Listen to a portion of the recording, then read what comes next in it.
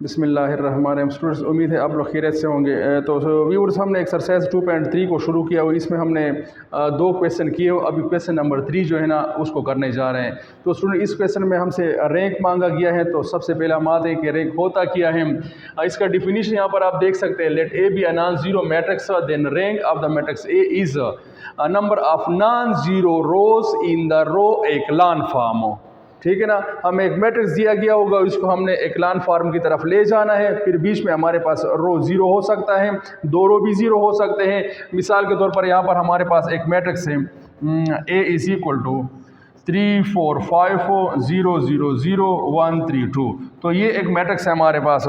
इसमें कितने non zero रो, इसमें पहला ये नॉन जीरो है और तीसरा रो ये नॉन जीरो है। तो दो नॉन जीरो रो है, लिहाजा इसका रैंक क्या होगा, रैंक इसका होगा 2। कभी कभी इस तरह होता है कि तीसरा रो भी जीरो हो जाता है, तो इसमें फिर रैंक क्या होगा, फिर हमारे पास रैंक होगा रैंक इज इक्वल टू, देखिए इसमें नॉन जीरो रो क्या है, एक ही है, लिहाजा क्या है हम लिखेंगे कि rank of A is equal to 1। Simple सी बात है, बहुत ही सिंपल है। आप लोगों ने एक्लान फॉर्म और रिड्यूस एक्लान फॉर्म में इसको किया है। रो ऑपरेशन को, रो ऑपरेशन की मैंने अलग वैल्यू भी बनाई थी, तो बस इसमें सिर्फ रो ऑपरेशन है। आप लोगों ने क्या करना है, एक्लान फॉर्म को अचीव करना है, इसको हासिल करना है। और बीच में आप देखेंगे कि हमारे पास एक रो जीरो हो सकता है कि नहीं हो सकता है। अगर हो गया तो फिर रैंक क्या होगा, नॉन जीरो रो जो है ना वो रैंक को फिर क्या करेंगे, शो करेंगे। तो आते हैं क्वेश्चन नंबर 3 में दो पार्ट है, इसका दूसरा पार्ट मैं करवा लेता हूँ। पहला पार्ट आप खुद प्रैक्टिस करें, इंशाल्लाह उम्मीद है कि इसमें आपको समझ आ जाएगा कि रैंक क्या होता है, किस तरह मालूम होता है। तो देखिए सोल्यूशन इसका। अच्छा स्टूडेंट, मैंने बस ऊपर आपको यहाँ पर सोल्यूशन शुरू किया, मैंने लिखा है कि let A is equal to, इन्होंने ए नहीं दिया था। आप जब भी इसका कंसेप्ट, इसका जब भी कोई सोल्यूशन करे तो इसको नाम दिया करें। यहाँ पर मैंने इसको नाम दिया कि लेट ए इज इक्वल, जब लेट ए लिख लिया तो इसका मतलब ये सोल्यूशन शुरू हो गई हमारी, ठीक है ना। तो अब आप देखें इस वन को कोशिश करें कि हम यहाँ पर लाते हैं, क्योंकि आप लोगों के पास मॉडल मौजूद है कि 1 0 0 0 1 0 0 0 1। तो कॉलम नंबर फर्स्ट में अगर आपको कहीं पर 1 नजर आ जाए तो कोशिश करें कि इसको आप टॉप पे लाया करें। तो ये 1 यहाँ से इधर आ रहा है, तो इसके लिए हम ऑपरेशन किस तरह लिखेंगे, R1 इंटरचेंज टू R3। इस तरह भी लिख सकते हैं, इंटरचेंज के लिए आप इस तरह भी लिख सकते हैं, मैंने आपको पहले वीडियो में भी बताया है, ठीक है ना। तो ऑपरेशन में जब चेंज आते हैं दो रो को, तो हम इसको दो सूरतों से ज़ाहिर कर सकते हैं, इस तरह भी लिख सकते हैं, इस तरह भी लिख सकते हैं। तो देखिए R1 और R3 के प्लेसेस चेंज हो रहे हैं, इंटरचेंज हो रहे हैं। तो यह आ जाएगा 1 -1 -2, ये पहले रो की जगह आ जाएगा।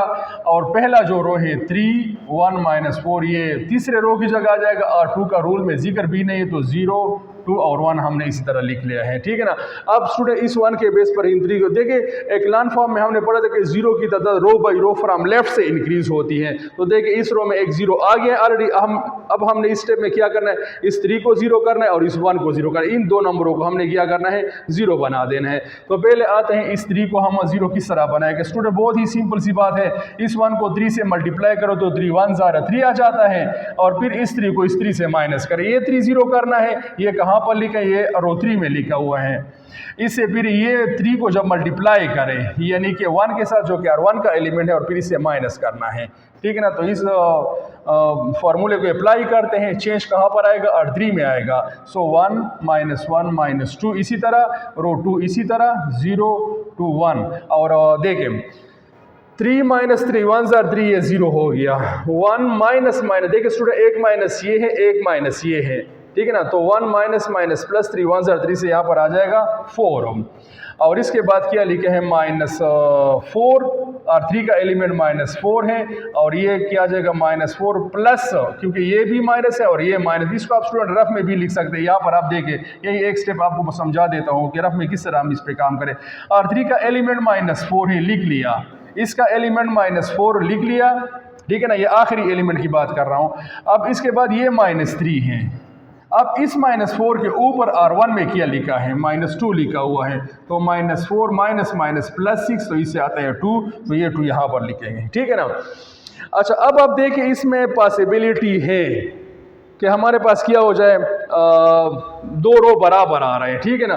चलो वो तो बाद में देखा जाएगा, आप पहले इस 4 को क्या करें, ज़ीरो करें, क्योंकि यहाँ पर आप डिफिनीशन में देख सकते हैं एकलान फॉर्म, और एकलान फॉर्म तो इसको का कहते हैं कि रो जीरो की तादाद रो बाई रो इंक्रीज हो जाए फ्रॉम लेफ्ट। ये ज़ीरो आ गया, ये भी ज़ीरो। अब इस 4 को हमने किया ना, इस 4 को ज़ीरो बना देना है, और ये तो सिंपल सी बात है, इस 2 को 2 से मल्टीप्लाई करें, 2 2 ज़ार 4 हो जाएगा, फिर इस 4 से माइनस करें, तो 4 को माइनस का सारी ज़ीरो करना है, तो 4 लिखा कहाँ पर है, रो 3 में लिखा हुआ है।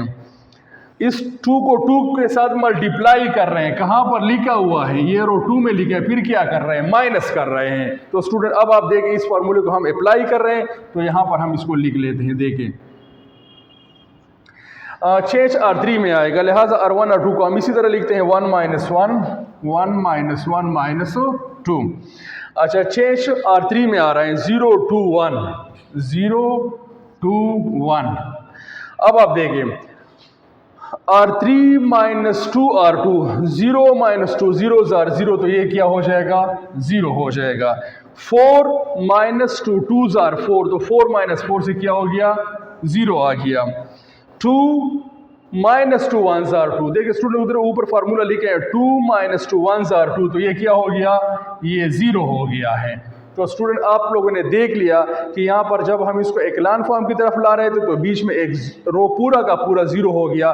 तो अब आप देखिए इसमें नॉन ज़ीरो रो कौन कौन से हैं। नॉन ज़ीरो रो इसमें एक ये हुआ, और दूसरा नॉन ज़ीरो रो इसमें ये हुआ, और ये पूरा का पूरा 0 रो हुआ। तो हमारे पास जो रैंक आ गया, rank of matrix A is equal to किससे, नॉन जीरो रो कितने हो गए, ये 1 और ये 2, लिहाजा हमारे पास रैंक इसके बराबर आ गया, आप 2 के बराबर आ गया है, ठीक है।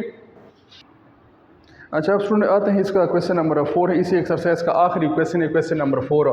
Find the rank of the matrix 2 3 4 5 3 4 5 6 4 5 6 7 और 9 10 11 12। तो हम स्टार्ट लेते हैं इसको एकलान फॉर्म की तरफ ले जा रहे हैं। तो हमने सबसे पहले इसको क्या किया कि let A is equal to the statement 2 3 4 5 और इसके बाद है 3 4 5 6 और इसके बाद है 4 5 6 7 और आखिर में है आखिरी रो जो है 9 10 11 और 12। तो स्टूडेंट हम कोशिश करेंगे टॉप पे 1 लाएंगे, बाकी इसके नीचे जितने भी नंबर उसको क्या करेंगे, उसको 0 बना लेंगे। तो यहाँ पर हम इसको लिख सकते हैं कि देखें, इसको आप मुख्तलिफ़ तरीक़ों से 1 ला सकते हैं। यहाँ पर हमने 1 लाना है, ठीक है। तो मैं अगर लिख लूँ कि सबसे पहले स्टेप हम इसका ये कर रहे हैं कि ए इज़ इक्वल टू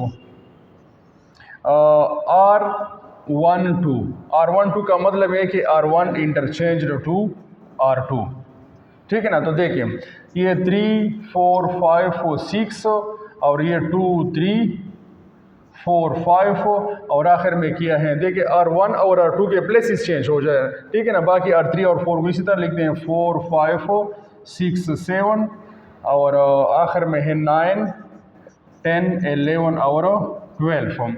अच्छा, अब स्टूडेंट इस यहाँ पर हमने 1 लाना है। तो अब अगर 3 से 2 को माइनस करें तो यहाँ पर हम 1 आसानी से ला सकते हैं। तो मैं इधर लिख लेता हूँ कि R1 minus R2, R1 minus R2।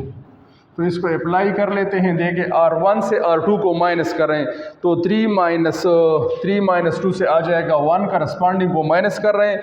4 - 3 से आ जाएगा इधर 1 और इसके बाद 5 - 4 से यहाँ पर भी 1 आ जाएगा और इसके बाद 6 - 5 से क्या हो जाएगा, यहाँ पर भी 1 आ गया, ठीक है। अच्छा, बाकी को हम इसी तरह लिखते हैं 2 3 4 5 2 3 4 5, तीसरा रो जो है 4 5 6 7 4 5 6 7 और आखिरी जो रो है वो 9 10 11 और 12। तो ऊपर जो आपको 1 नज़र आ रहा है, इस 1 के बेस पे हमने इस 2 को, इस 4 को, इस 9 को क्या करना है, 0। मैं कोशिश करता हूँ कि दो रूल लिखेंगे एक एक स्टेप में। तो सबसे पहले इस 2 को हम किस तरह 0 कर सकते हैं, या अगर आप इस तरह करें इस 2 के बेस पे ये 4 भी 0 कर सकते हैं, जिस तरह आपके लिए आसान हो। तो हम स्टेप लेते हैं कि R2 - 2 R1, सही ना, एक इस तरह है। दूसरा फार्मूला यहीं पर हम लिख लेते हैं, 4 को भी 0 कर लेते हैं। 4 कहाँ पर लिखें, R3 माइनस, इसको 4 से मल्टीप्लाई करें 4 R1, ये भी हो गया। तीसरा हम यहाँ पर लिखते 9 को 0 कर रहे हैं। तो स्टूडेंट अब हमारा चूँकि आखिरी स्टेप है, ये आखिरी एक्सरसाइज है इसका रो ऑपरेशन का, तो इसमें क्या है, इसमें आप लोग कोशिश करिए ये भी सीखे कि आप किसी भी एक स्टेप में 2 या 3 फार्मूले भी इस्तेमाल कर सकते हैं। तो अब 9 को किस तरह करें, तो 9 कहाँ पर लिखा है, RO4 में लिखा हुआ है, -9 RO1। इस 1 के बेस पर मैंने इन तीनों के लिए क्या यहाँ पर मुख्तलिफ फार्मूले लिख लिए। तो अब एक एक को हम यूज़ कर रहे हैं। देखिए अब आप सबसे पहले इसको देखिए, R2 में चेंज आ रहा है, यहाँ पर R3 में चेंज आ रहा है, यहाँ पर R4 में चेंज, चूँकि R1 में चेंज नहीं आ रहा लिहाजा R1 को हम इसी तरह लिख लेते हैं, लिख लिया। अब R2 में चेंज आ रहे हैं और सारा चेंज R1 के बेस पे आ रहे हैं, आप देख सकते हैं 9 R1, 4 R1, 2 R1, ठीक है ना। तो देखें 2 - 2 से क्या हो जाएगा, ये 0 आ जाएगा। 3 - 2, 3 - 2 तो यहाँ पर आ जाएगा 1। 4 - 2 से आ जाएगा इधर 2 और 5 - 2 से आ जाएगा यहाँ पर 3। तो स्टूडेंट आपने देख लिया कि यहाँ पर 2 0 आ गया है, ये 2 की जगह 0 आ गया है। अब ये यूज़ हो गया। अब इस फार्मूले की बारे चेंज R3 में आ रहे हैं। तो देखिए 4 - 4 1s are 4, देखिए R1 के साथ 4 मल्टीप्लाई हो रहा है, ठीक है ना। तो 4 - 4 से क्या गया, 0 आ गया है। अच्छा इसके बाद 5 - 4 से 5 - 4 से यहाँ पर क्या 1 आ गया है। 6 - 4 से यहाँ पर 2 आ गया है और 7 - 4 से यहाँ पर 3 आ गया है। अब आखिरी फार्मूला यहीं पर इसको यूज़ कर लेते हैं। देखें 9 - 9 क्या हो गया, 0 हो गया। 10 - 9 से 1 आ गया। 11 - 9 से 2 आ गया और 12 - 9 से यहाँ पर 3 आ गया है। तो स्टूडेंट आपको यहाँ पर नज़र आ रहा है कि R2, R3 और R4 क्या हैं, आपस में बिल्कुल बराबर हैं। तो मैं यहाँ पर लिख सकता हूँ। अब आप देखें, बहुत इंटरेस्टिंग क्वेश्चन है। तो मैं लिख रहा हूँ यहाँ पर कि R2 - R3, R2 - R3। तो यहाँ पर हम इसको ज़रा आराम से कर लेते हैं। रो 1 इसी तरह लिखे 1 1 1 1। R2 से R3 को माइनस कर दे, 0 - 0 से क्या हो जाएगा, 0 आ जाएगा। R2 से R3 को माइनस कर रहे हैं, 1 - 1 से क्या आ जाएगा, 0 आ जाएगा। 2 - 2 से क्या हो जाएगा, 0। 3 - 3 से क्या आ गया, 0 आ गया है, ठीक है ना। अब दोबारा देखें R3 - R4, R3 से R4 को माइनस कर रहे हैं, इस रो से ये रो माइनस कर रहे हैं। तो क्या हो जाएगा, 0 - 0 से क्या आ गया, 0 आ गया। 1 - 1 से क्या आ गया, 0 आ गया, ठीक है ना। 2 - 2 से क्या आ गया, 0 आ गया। 3 - 3 से क्या हो गया, 0 आ गया। R3 में भी चेंज हो गया। अब R4 को इसी तरह लिख लेते हैं, 0 1 2 और 3। अब चूंकि हमने पढ़ा है कि रो आप इसमें एकलान फॉर्म में क्या होते हैं, 0 की तादाद रो बाई रो इंक्रीज होती है। तो इस रो को आप ले जाएं यहाँ पर R2 की जगह। तो यहाँ पर मैं लिख सकता हूँ कि R2 4 का मतलब है कि R2 इंटरचेंज टू R4। तो हम स्टूडेंट इसको इस तरह लिख सकते हैं। देखें R2 और R4 के प्लेसेस चेंज हो रहे हैं, R2 और R4 के। तो यह आ जाएगा 1 1 1 1 1 1। R2 को देखिए 0 1 2 3, यहाँ पर आ जाएगा 0 1 2 3। बाकी दोनों रो 0 हैं, तो इसको इसी तरह लिख लेते हैं। ये देखें, ठीक है ना। अब आप स्टूडेंट देखिए, ये हमारे पास एक एकलान फॉर्म भी है और इसमें अगर आप देखें हमारे पास नॉन जीरो रो कितने हैं, ये पहला हो गया और ये दूसरा हो गया, लिहाजा रैंक ऑफ हो। एक इस चीज़ के बराबर आ गया, 2 रो किया इसमें नॉन जीरो है, तो यहाँ पर हमारे पास क्या हो गया, rank of the matrix A is equal to 2। तो स्टूडेंट आप लोगों ने देख लिया कि यहाँ पर हमें एक 4x4 मैट्रिक्स दिया गया था। इसमें नंबर ऑफ रो कितने 1 2 3 4 है, कॉलम कितने हैं वो भी किया है, वो भी 4 है। तो एक 4x4 मैट्रिक्स था। हमने इससे पहले 3x3 पे काम किया था और ये हमारे पास एक आ गया 4x4 मैट्रिक्स। तो इसमें हमने क्या किया, इसमें रो ऑपरेशन के बेस पर हमने किया, इसका रैंक मालूम किया जो कि 2 के बराबर है। तो उम्मीद है स्टूडेंट आप लोगों ने ये क्वेश्चन सीखा होगा और बाकी इंशाल्लाह काम जो है ना वो हम अगले वीडियो में करेंगे, ठीक है ना। ओके, अल्लाह हाफिज़।